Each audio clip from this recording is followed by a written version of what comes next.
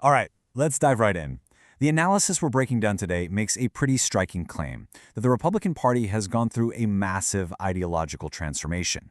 The core argument is that over the last few decades, the party has shifted from kind of tolerating the far right to actively making its ideas a central part of its platform. So let's explore how they build that case. The entire analysis really kicks off with this quote right here. It begs a huge question. How did language with direct ties to old white supremacist texts become a normal thing to hear in American politics? Well, according to this analysis, the answer isn't simple, and it's been a long time coming. So here's the main thesis. The Republican Party has fundamentally changed. The argument is that ideas that were once way out on the fringe, we're talking white nationalism, authoritarianism, are no longer just being whispered in the corners. They're now, according to the source, institutionally embedded in the party's actual platform.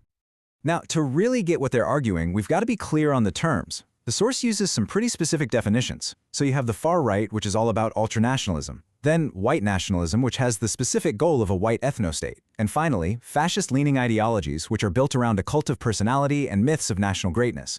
This framework is absolutely key to understanding everything else. A really crucial point the analysis makes is that this didn't just happen overnight. Not at all. It argues that where we are right now is the result of a decades-long journey, a whole series of strategic choices that slowly but surely pulled the party's center of gravity way over to the right.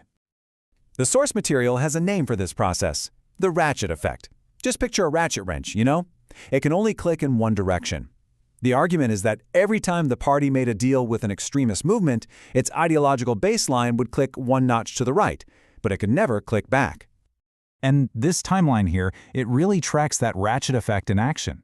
The analysis says it started back in the 60s with the Southern strategy and its coded dog whistles. Then in the 90s, you have the Gingrich Revolution, which started to frame political opponents not just as rivals, but as illegitimate enemies. Fast forward to the 2010s, and the conspiratorial energy of the Tea Party gets pulled into the mainstream. Each one of these is presented as another turn of that ratchet, setting the stage for what came next. This quote. Wow. It's from the famed Republican strategist Lee Atwater back in 1981. And the analysis presents it as basically saying the quiet part out loud. He's laying it out, clear as day, how overt racism became a political liability. So it was replaced with coded language that sent the exact same message to the intended audience, just without the public fallout. And that brings us to the modern era. The analysis argues that Donald Trump was an incredible catalyst. He didn't invent these ideas, but what he did was transform the party's coded subtext, that dog whistle, into just text. He essentially swapped the whistle for a bullhorn. The source points directly to his campaign launch. By describing Mexican immigrants as criminals and rapists, the argument goes he wasn't just talking about policy anymore. He was framing immigration as a threat to the nation's very existence. And then, after the Unite the Right rally in Charlottesville, his comment about very fine people on both sides is pointed to as a moment that created a kind of moral equivalence with white supremacists. And this was followed by his now infamous remark about shithole countries, which the source presents as an example of a very explicit racial hierarchy. The argument is that with language this blunt, the plausible deniability of those older strategies was just gone. So, according to the analysis, this kind of overt rhetoric had a huge impact. It took ideas that used to be stuck on the fringes and dragged them right into the center of the conversation. And the most famous example of this is the Great Replacement theory. And that mainstreaming, well, you can actually put a number on it. According to a 2022 poll that the analysis highlights, this is the percentage of Republicans who now believe in a core idea of that theory. This chart just visualizes that poll's incredibly stark partisan divide. The source, the Southern Poverty Law Center, found that 2/3 of Republicans believe there's a deliberate plot to replace conservative white voters. The analysis presents this as definitive proof that a theory born on white supremacist forums has now become a core belief in a major American political party, creating this powerful feedback loop between voters and their leaders. But, it's not always so simple, and the analysis does get into the nuances. It points to what it calls strategic ambiguity. So, for instance, after Charlottesville, you have the RNC passing this unanimous resolution condemning the KKK and white supremacists. Okay, but then the source notes that the same RNC later passed a resolution condemning the SPLC, one of the main organizations that actually tracks those very hate groups. So the argument here is that these official condemnations are often just for show, giving political cover while the party's actions keep moving in a different direction. Now, this whole ideological shift isn't just about what people are saying.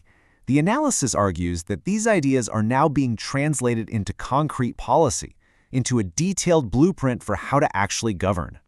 And the primary evidence the source puts forward for this is something called Project 2025. We're talking about a 900-page document led by the Heritage Foundation that is literally a detailed roadmap for a future Republican administration to completely restructure the executive branch of government. And the source breaks down its goals into these really concrete steps. The plan calls for purging the federal government of anybody who isn't an ideological loyalist. It details how to use the Department of Justice against political enemies, how to carry out mass deportations, and how to just dismantle entire federal agencies. The analysis frames this not as just another policy platform, but as a genuine plan to put an authoritarian and nationalist agenda into action. And a plan this big is supported by a whole institutional ecosystem. The analysis argues that where conservative thinkers once acted as gatekeepers to keep extremism out, institutions like the Heritage Foundation are now acting as bridge builders to bring it in. Then you have places like the Claremont Institute providing the philosophical justification, while media outlets like Fox News and Breitbart blast the message out and keep everyone in line. So, what are the ultimate stakes here? The final part of this analysis connects this huge ideological shift to the future of the democratic system itself. The source material's conclusion is that these two big trends, ethno-nationalism and authoritarianism, are totally intertwined. You can't have one without the other. It argues that ethno-nationalist goals, like mass deportations, are so extreme that they pretty much require authoritarian methods to actually happen. In this view, they're a package deal. And this all leads to the source's final, very provocative thought. It argues that we need to change the entire conversation, that the question isn't really about the definition of conservatism anymore. The question we need to be asking is about the survival of democracy itself. And that is a powerful final thought to chew on after breaking down this entire analysis.